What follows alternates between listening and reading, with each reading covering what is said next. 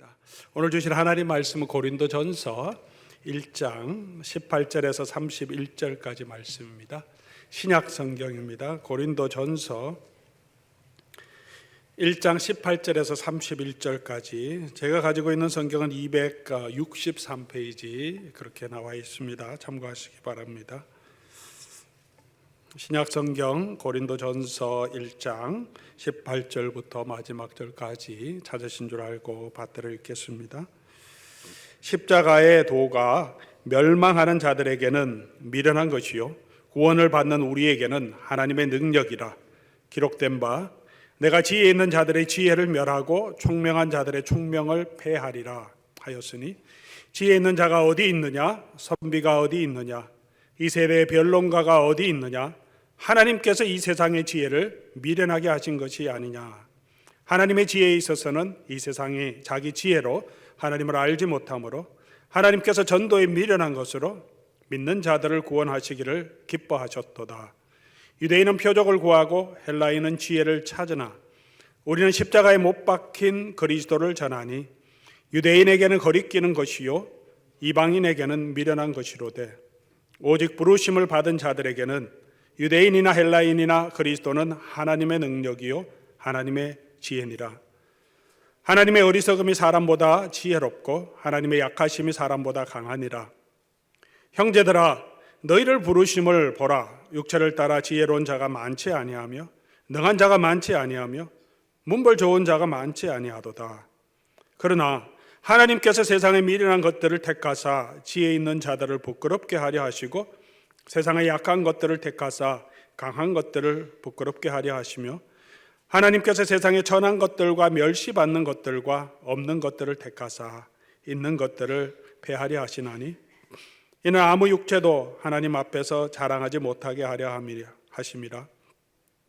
너희는 하나님으로부터 나서 그리스도 예수 안에 있고 예수는 하나님으로부터 나와서 우리에게 지혜와 의로움과 거룩함과 구원함이 되셨으니 기록된 바 자랑하는 자는 주 안에서 자랑하라 함과 같게 하려 하심함이라. 아멘. 저희가 지난 2개월 동안 잠언서를 함께 묵상했습니다. 주일 말씀 또 수요 토요일 말씀 가운데 나누었고 또 여러분 매일 성경을 통하여서 또 매일매일 여러분 또 말씀 묵상으로 많은 은혜 받으셨을 줄 압니다. 하나님이 주신 그 지혜가 참 놀랍고 귀합니다. 우리의 지혜를 배우고 지혜 가운데 자라는 저와 여러분 될 수 있기를 바랍니다. 오늘 이제 마지막 시간으로 가장 중요한 지혜의 정수라고도 표현할 수 있겠습니다. 그 지혜를 배우고자 합니다. 잠언서는 지혜의 책인데요. 잠언서가 가지고 있는 여러 가지 특징이 있는데 그 중에 하나는 이 잠언서에서 지혜를 표현하면서 지혜를 의인화해서 표현합니다. 지혜가 마치 사람인 것처럼 그렇게 표현할 때가 있지 않습니까? 지혜가 막 소리친다 그러죠. 지혜를 얻으라고 지혜가 광장을 다니면서 막 소리를 친다고 표현합니다. 그리고 지혜는 특별히 하나님의 창조하신 그때에도 하나님과 함께 있었고 창조주가 되신다는 표현까지 합니다. 놀라운 표현이죠. 하나님, 우리 지혜라고 하면 그 사람에게 있는 한 부분인데 그 사람의 인격일 수도 있고 그 사람이 가지고 연마한 성품일 수도 있는데 이 하나님과 완전히 약간 객관화시켜서 의인화시켜서 지혜를 표현합니다. 특별히 잠언 8장 22절에서 31절까지가 이 창조 가운데 역사하는 지혜를 찬송하는 내용입니다. 22절 보면 여호와께서 그 조화의 시작 곧 태초에 일하시기 전에 나를 가졌으며 이 나라는 것은 지혜를 지칭합니다. 지혜가 말하는 거죠. 고백하는 거죠. 내가 여호와 창조의 시작 때 같이 있었다.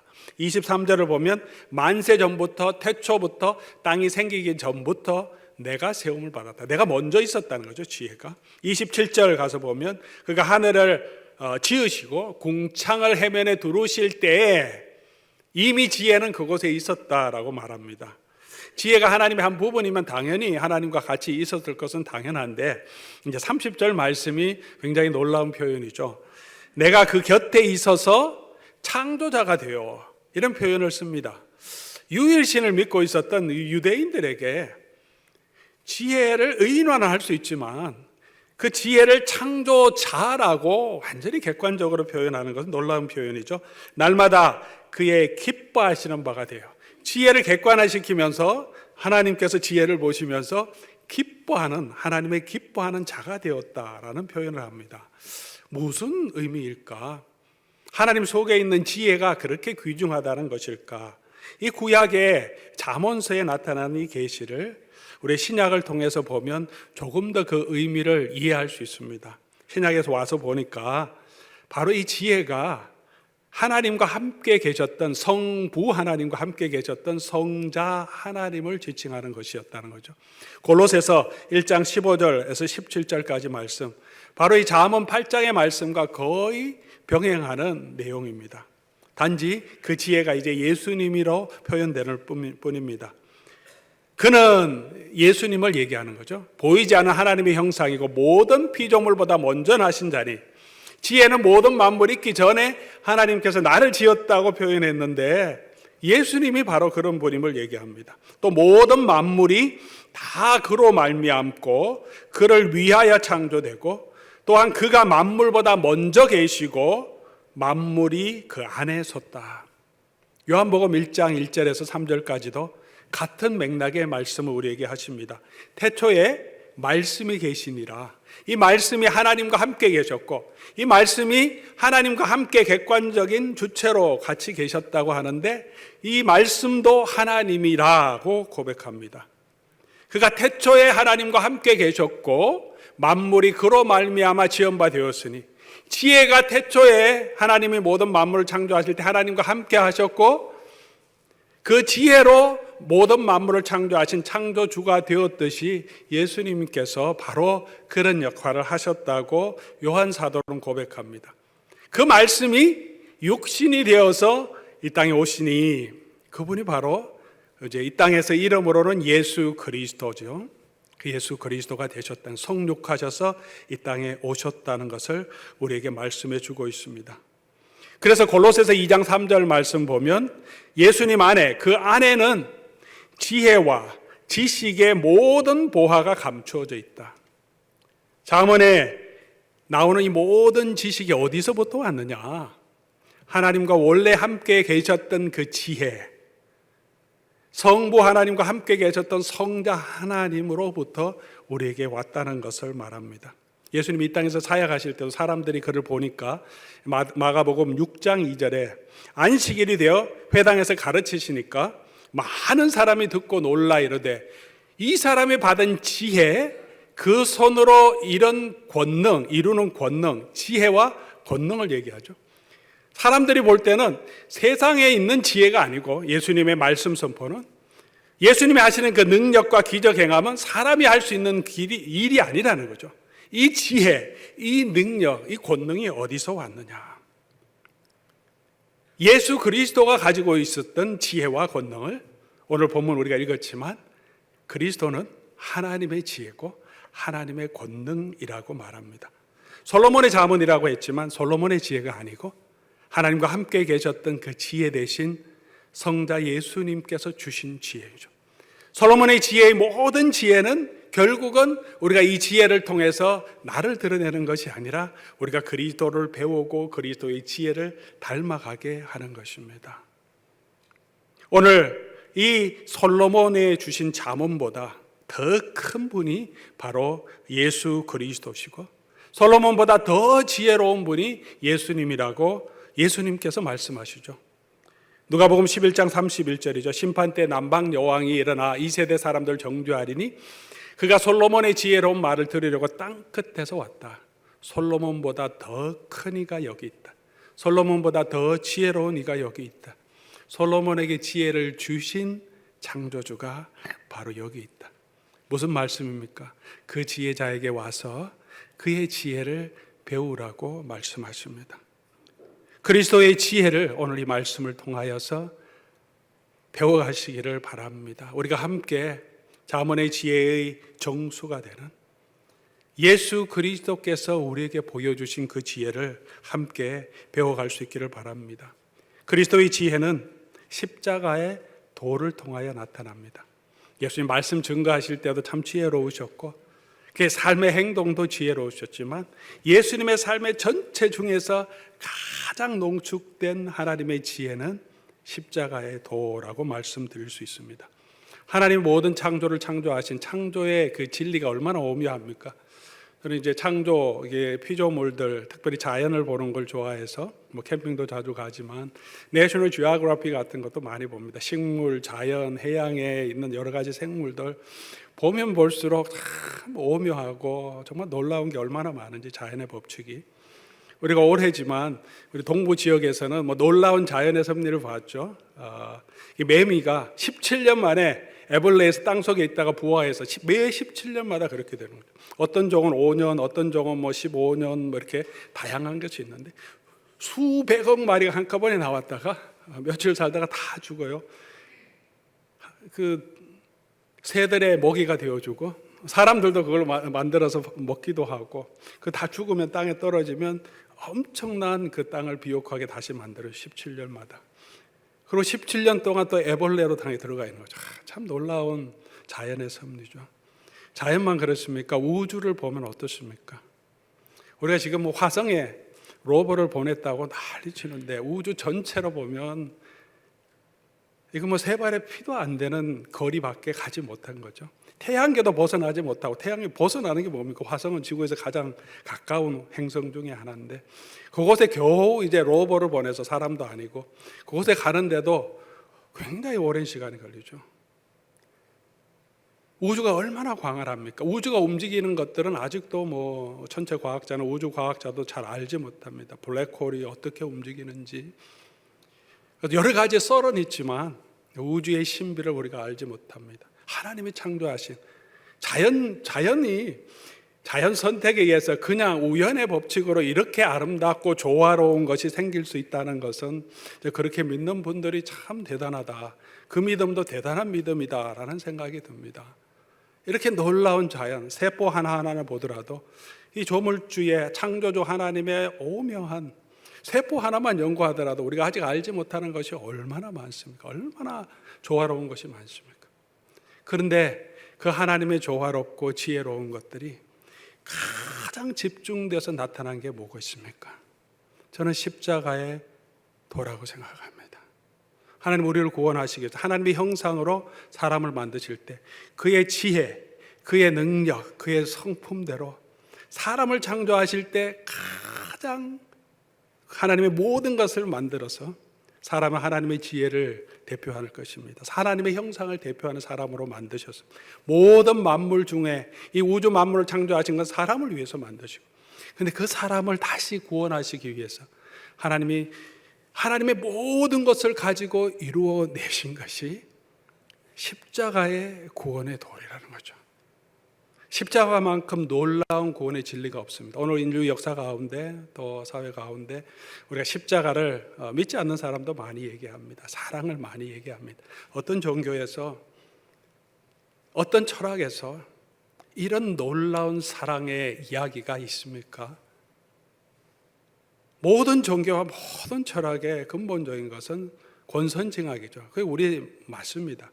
성경도 그것을 이야기합니다. 그러나 우리가 할 수 없는 그것을 대신해서 하나님께서 사람을 대신하여서 우리가 담당해야 될 그 형벌을 대신 받으시고 우리를 구원해 주시고 하나님의 공의를 이루시면서, 그리고 구원할 수 없는 자를 은혜로, 그리고 영원히 하나님의 은혜로 구원해내는 그 구원의 도리가 십자가죠. 오늘 이 시대가 여러 가지 갈등이 많은 이 시대에 우리가 생각하고 이 시대에 있는 사람들이, 믿지 않는 사람들도 생각하는 게 뭡니까? 예수님의 정신, 십자가의 정신, 우리가 서로 배려하고 함께 섬기는 정신을 이야기합니다.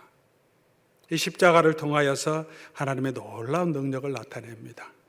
그래서 사도 바울이 고백하기를 고린도전서 1장 23절 24절이죠. 우리는 십자가에 못 박힌 그리스도를 전하니 유대인에게는 거리끼는 것이고 이방인에게는 미련한 것이로되 오직 부르심을 받은 우리에게는, 유대인이나 헬라인이나 어떤 민족이나 한국 사람이든 중국 사람이든 인도 사람이든 우리에게는 십자가의 도가 뭐냐? 그리스도의 하나님의 능력이고 하나님의 지혜다.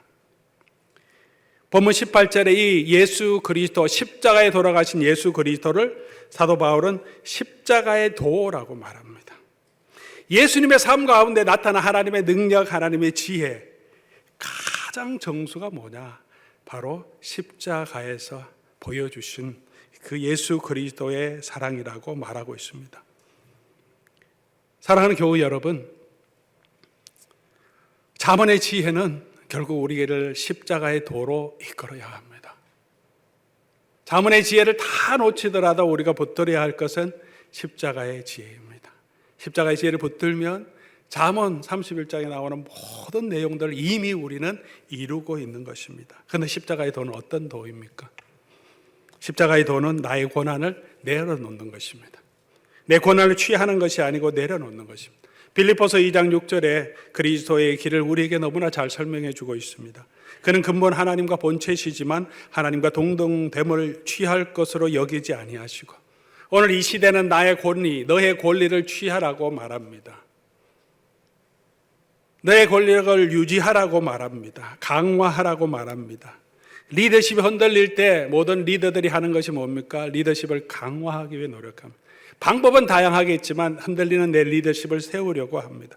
가정의 리더십이 흔들릴 때 우리는 불안해하고 그것을 더 붙들려고 하죠. 목회자의 리더십이 흔들릴 때도 목회자가 그런 일을 하죠. 어떻게든지 이 성도들과 이 리더십을 붙들어 가려고. 직장에서도 사업을 할 때도 마찬가지겠죠. 여러분이 일하시는 그 직장에서 여러분의 리더십이 막 흔들리고 어떻게 해야 될지 모를 때 불안합니다. 그러나 십자가의 도는 내 리더십을 강화하는 것, 내가 누려야 할 고난을 붙드는 것이 아니고 내려놓는 것이라고 말합니다. 그렇게 하면 무시당할 수 있고 배척당할 수 있습니다. 하나님의 영광으로 예수님이 이 땅에 오셨으면 그 백성들이 그를 배척할 수 있었겠습니까? 못하죠. 근데 다 내려놓고 종의 형상으로 오시니까 사람들이 무시합니다. 내 권력을 유지하고 내 리더십을 막 세우면 사람들이 싫어해도 두려워는 할 수 있지만, 나의 권력을 다 내려놓으면 사람들이 나를 우습게 생각하기도 합니다. 배신도 감수합니다. 외면도 감당하는 길입니다. 세상 사람의 눈으로 볼 때는 어리석고 미련한 것이 되고, 내가 그런 일을 당할 때 나에게 걸림돌이 될 수 있는 것이 십자가의 도라고 말합니다. 사랑하는 교우 여러분, 저와 여러분은 이런 십자가의 도를, 이 지혜를 얻기를 원하십니까? 아니면 세련되고 멋있는 이 세상에 성공할 수 있는 그런 지혜를 원하십니까? 십자가의 도는 또 섬기는 자리에 서는 것이라고 말합니다. 빌립보서 2장 7절 말씀이죠. 이어서 오히려 자기를 비워 종의 형체를 가지사 사람과 같이 되었고, 때로 우리가 내려놓는 이유는, 섬기는 이유는 인정받기 위한 것일 때가 많습니다. 남들이 좀 알아주었으면 하는 마음이 있습니다. 내가 힘들지 않을 때는 그냥 기쁘게 섬길 수 있습니다. 그러나 내가 좀 힘들고 어려우면 이런 마음이 생기는 거죠. 부부관계도 그렇습니다. 그렇죠? 좀 내가 당신 때문에 고생한 거 좀 생각 좀 해주라. 뭐 선물은 안 주더라도, 좋은 옷은 안 사주더라도 그냥 남편이 수고하고 애쓴 거, 아내가 수고하고 애쓴 거, 그거라 알아만 주면 좋겠다. 그런 마음이 들 때가 많습니다. 뭐 당연히 내가 봉사하지, 남편으로 책임을 다하고 가장으로 책임을 다한다. 뭐 그게 뭐 특별한 것은 아니지만 그래도 우리가 힘들 때는 좀 알아줬으면 좋겠다는 마음이 생기죠. 아내도 마찬가지죠. 교회도 그렇죠. 목사님, 성도님은 얼마나 힘들고 우리가 이 세상을 이민사회에서 살아가는 게 얼마나 힘든지 아십니까? 좀 알아주시면 좋겠다. 그런 마음이 들 때가 있지 않습니까? 목회자도 마찬가지죠. 또 이미 목회를 하는 목회자들은 얼마나 힘든지 성도들이 좀 알아줬으면 좋겠다. 당연히 섬기지만 우리가 그런 마음이 들 때가 있습니다. 그러나 우리가 내려놓고 섬기는 것은 인정받기 위함이 아니라 계속해서 섬기기 위한 것이라고 말합니다. 그것이 십자가의 도라는 거죠. 예수님이 이 땅에 오셨을 때 자기를 내어주시고 죽기까지 자기를 내어주시고 많은 사람의 대속물로 주기 위해 오셨습니다. 섬기는 것이 예수님의 목적이었고 정체성이셨습니다. 우리를 불러주실 때도 마찬가지입니다. 우리 세상에서는 섬김의 리더십을 얘기합니다. servant leadership을. 교회에서뿐만 아니라 직장에서도 또 경영에 있어서도 요즘은 servant leadership을 많이 얘기하고 오랫동안 그런 리더십을 배우기를 원하고 배워가고 있습니다. 좋은 것이죠. 좋은 덕목이죠. 그러나 그리스도인으로서 저와 여러분은 리더가 되기 위해서 좋은 리더의 덕목을 갖기 위해서 내가 섬기는 것이 아니고 우리는 종이기 때문에 섬기라는 거죠. 그리스도의 종이기 때문에 서로 짐을 져주는 종이고 섬기는 종이기 때문에 남편은 아내를 섬기는 자이기 때문에 사랑하고 섬겨야 되고 아내도 남편을 존중하는 것은 그렇게 부름받은 사람이기 때문에 섬기라는 것입니다. 우리 식당에 웨이터도 있고 웨이트리스도 있고 비행기를 타면 스튜어드도 있고 스튜어디스도 있죠. 그분들이 어떻게 합니까? 손님 오면 다 안내하고 섬깁니다. 뭐 달라 하면 다 갖다 줍니다. 불평하지 않습니다. 진상 손님도 있고 진상 고객도 가끔씩 있죠. 물론 웨이트리스나 웨이터 중에서도 괴팍한 성격 가지고 무뚝뚝한 사람도 있긴 하지만 그런 사람에게도 지혜롭게 대응합니다. 섬기면 사람으로 있는 것이 아니라 우리 스튜어드나 스튜어디스들 보면 위기가 있으면 승객을 보호하는 임무도 같습니다. 승객을 이끌어내는 책임도 같습니다. 어떤 마음으로 하냐 하면 항상 섬기는 마음으로 하는 거죠. 그게 내 정체적이고 자기 사명이기 때문에 그렇습니다.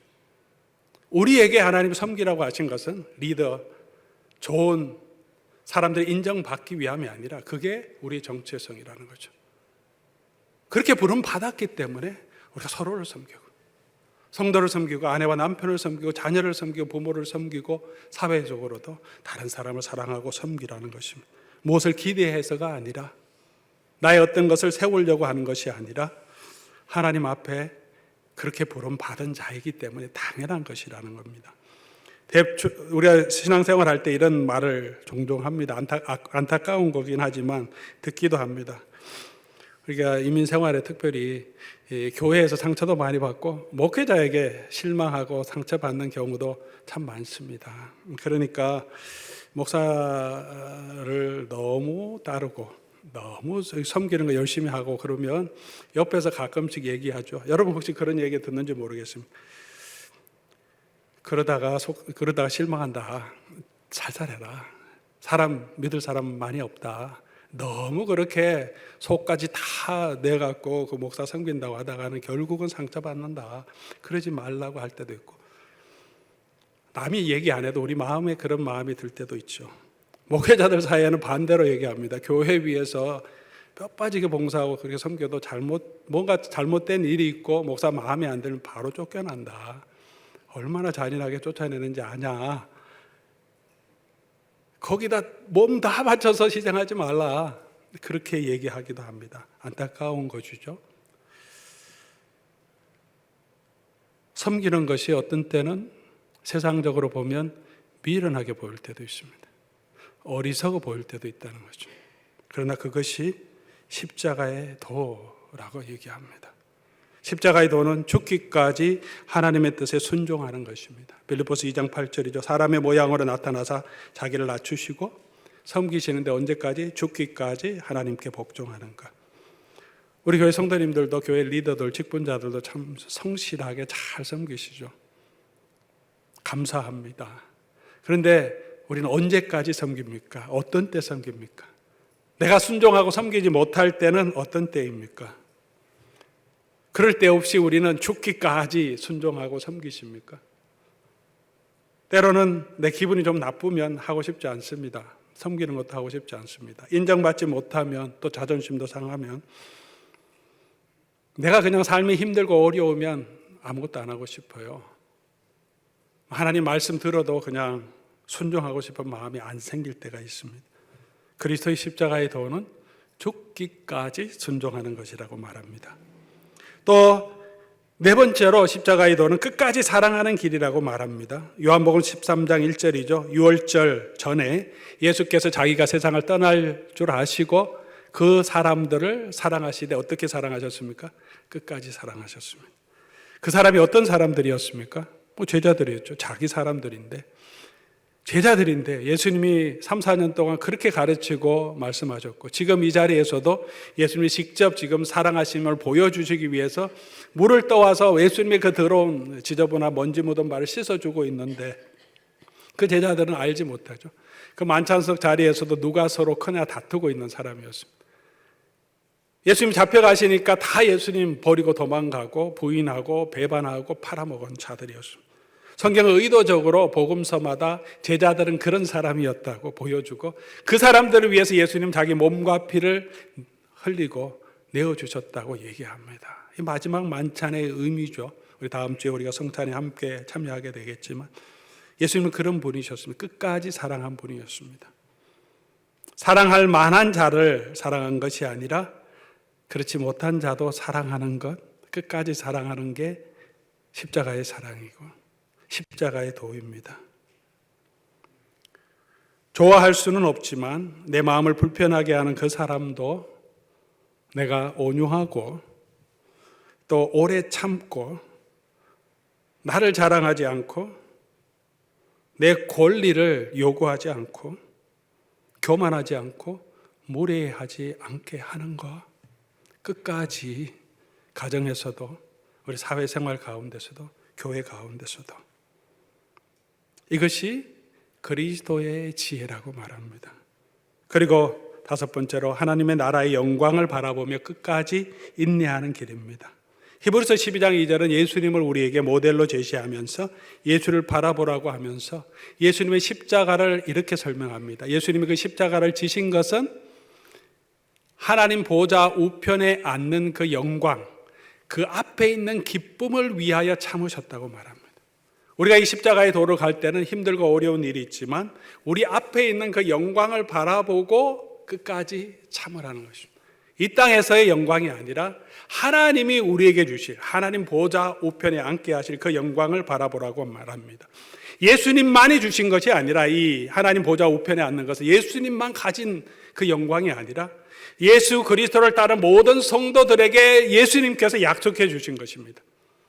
계시록 3장 21절 말씀 보면 예수님께서 교회에 주신 마지막 7번째 교회 라오디게아 교회에 주신 편지가 나오는데 그 마지막에 축복이 이렇게 줍니다. 이기는 자에게는 내가 내 보좌에 함께 앉게 하여 주기를 내가 이기고 아버지 보좌에 함께 앉은 것과 같이 하리라. 그 앞에 있는 그 영광을 바라보고 십자가를 참으신 것처럼 저와 여러분도 인내하고 이기면 하나님 보좌 우편에 앉히시겠다고 약속해 주셨습니다. 라오디게아 교회가 어떤 교회냐면 칭찬받을 것이 하나도 없는 교회였습니다. 차지도 않고 뜨겁지도 않다고 책망 들었습니다. 부자라고 하는데 너는 벌거벗은 자들이고 본다고 하는데 눈먼 자들이라고 책망받은 교회였습니다. 그러나 열심을 내고 회개하면 이기면 이런 상급을 주겠다. 포기하지 말라. 내가 여전히 너희를 붙들고 있다고 말씀하시는 겁니다. 십자가의 도로 우리를 부르시는 것입니다. 이런 십자가의 도는 세상적으로 보면 어쩌면 미련한 것일 수도 있습니다. 그렇게 매력적이 아닐 수 있습니다. 우리가 이런 일을 하다가 실망하고 낙심하기 참 쉽습니다. 섬길 때도 어느 정도 섬기죠. 계속 섬기다 보면 우리가 그 시험에 빠질 때가 있어요.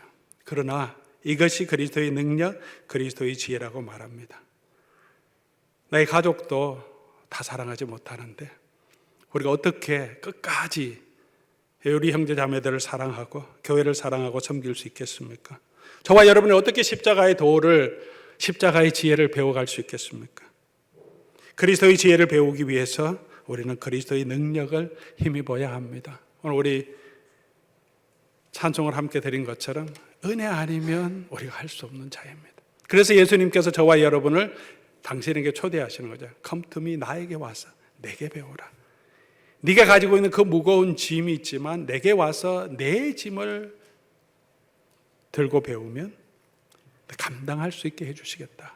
사도 바울은 말합니다. 빌립보서 4장 13절이죠. 내게 능력 주시는 자 안에서 할 수 있습니다. 우리 힘으로 이 십자가의 도를 걸어갈 수 있는 사람은 없습니다. 어느 정도는 할 수 있지만 온전히 걸어갈 수 있는 사람은 아무도 없습니다. 의심 많던 제자들, 이 땅에서 성공해 보려고 했던 제자들, 기쁨과 능력이 없었던 제자들, 여전히 자기가 더 큰 자가 되려고 했던 제자들, 예수님이 죽음을 당하시는 것을 보고 낙심하고 자기의 실수를 보고 낙심했던 베드로에게 그의 삶이 하나님의 능력으로 채워진 그 능력은 어디에서 왔습니까? 성령이 주시는 능력입니다. 오직 성령이 너희에게 임하시면 너희가 권능을 받고, 베드로는 그 능력을 받았습니다. 그전에도 예수님을 알고 있었지만 이제 그 능력을 의지했습니다. 사랑하는 성도 여러분, 오순절에 성령이 오셔서 저와 여러분과 함께 하고 계십니다. 내재하고 계십니다. 그래서 우리가 그리스도를 알고 그리스도를 예비하며 그 은혜 가운데 서 있습니다. 그러나 이 십자가의 도를 계속 걸어가기 위해서는 우리에게 이 그리스도의 능력이 더 필요합니다. 성령의 능력이 더 필요합니다. 성령의 충만이라고 표현하죠. 성령의 충만이 필요합니다. 나의 능력으로는 할 수 없고 주시는 능력을 덧입어야 가능한 것입니다.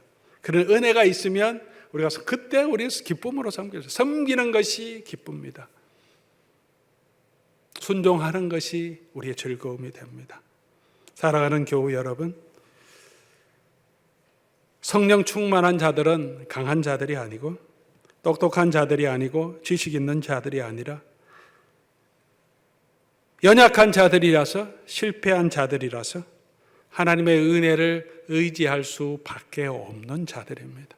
그런 자들에게 하나님의 능력이 임하시고 그 사람을 들어서 하나님의 일을 하게 하십니다. 사랑하는 교회 여러분, 저와 여러분은 이 일을 위해서 부름받은 자들입니다. 이것이 우리가 가야 할 길입니다. 세상의 성공이 아니라, 매력적인 삶이 아니라 그리스도의 도, 십자가의 도로 부름받은 사람입니다. 우리가 무엇을 하든지, 우리가 어떤 사람이든지, 교회에 있어든 사회생활에 있어서든 가정에 있어서든 우리는 언제나 하나님의 능력, 이 하나님의 지혜를 가진 자로 이 땅에 서야 합니다. 그러기 위해서 우리는 그리스도의 십자가 앞으로 오늘도 나아가야 합니다. 자존심 강하던 내가, 자기중심적이던 내가 조금씩 남을 배려할 수 있는 마음과 또 생각을 가질 때, 잘 섬기지 못하던 내가 이제는 조금 아내와 남편의 고생과 수고를 조금은 이해하고, 조금은 더 부드럽고, 조금은 더 이해하고 섬길 때, 사랑하지 못하던 내가 이제는 조금 더 사람을 포용하고 용서해 주는 것을 배워나갈 때, 세상에 성공만이 최고라고 생각했던 사람이 이제는 세상이 아니라 하나님 나라에 주시는 그 영광을 사모하며 조금씩 그 영광을 바라보며 그 맛을 알아갈 때, 세상은 저와 여러분 안에서 하나님의 능력과 하나님의 지혜를 보게 될 것입니다. 우리는 그 일을 위하여 부름받은 자입니다. 우리가 세상에서 그렇게 부유한 자가 많지 않고, 문벌도 좋지 않고, 돈이 그렇게 많은 자도 아니고, 지식이 그렇게 많은 자도 없습니다. 어떤 교회들은 그런 많은 사람들, 잘난 사람들이 많이 모여 있는 교회도 있을 것입니다. 그러나 저희 교회는 그렇지 않습니다. 저와 여러분은 그렇지 않습니다. 그러나 저와 여러분은 예수 그리스도의 십자가의 도를 바라보고 오늘도 그 주님께로 더 가까이 나아가는 그 길을 가는 저와 여러분 될 수 있기를 바랍니다. 십자가로 나가면 주께서 저와 여러분에게 힘 주시고 능력 주시고 또 실패한 우리들을 낙심하지 않도록 다시 일으켜 주실 것입니다. 우리 능력이 아니라 하나님의 능력이 우리를 붙들어서 이 일을 하게 하시기 때문입니다. 오늘도 다시 그리스도의 십자가의 도를 바라보고 그 십자가로 나아가 하나님의 지혜를 배워가는 저와 여러분 될 수 있기를 주의 이름으로 간절히 소원합니다. 오늘 이 말씀 생각하시면서 또 2월 한 달 동안 주신 하나님의 지혜를 생각하면서 우리 다 같이 날 대신하여 지신 십자가로 은혜 구하며 나갑니다. 우리 찬송 같이 하면 좋겠습니다. 이것이 오늘 우리의 기도가 되고 우리의 소원이 되기를 바랍니다.